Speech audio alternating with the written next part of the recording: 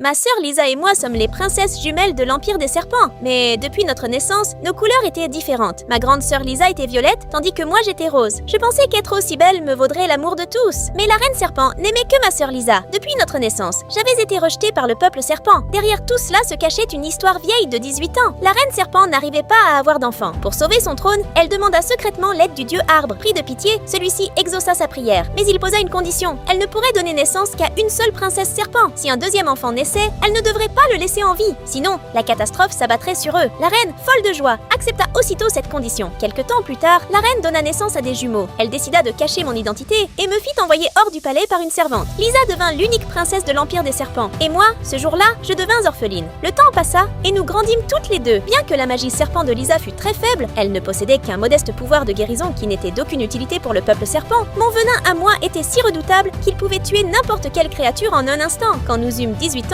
la reine serpent arrangea le mariage de Lisa avec le prince corbeau. Mais exactement la nuit avant le mariage, Lisa disparut soudainement. Si l'accord était rompu, le clan corbeau s'en vengerait. Dans la précipitation, la reine trouva une solution. Elle me fit revenir au palais et me prépara pour ressembler en tout point à Lisa. La reine dit: tant que tu ne te transformeras pas en ta vraie forme serpent, personne ne pourra connaître ta véritable identité. C'était la première fois en 18 ans qu'on me traitait comme une princesse. Bientôt, j'épousai le prince corbeau. Mais quand j'allais vivre dans le clan corbeau, je réalisais que personne ne m'y aimait. Les méchantes princesses corbeau ne rataient aucune occasion de me tourmenter, mais ils n'avaient aucune idée de ce que je cachais. Pour la partie 2, aime la vidéo, abonne-toi à la chaîne et écris partie 2 en commentaire.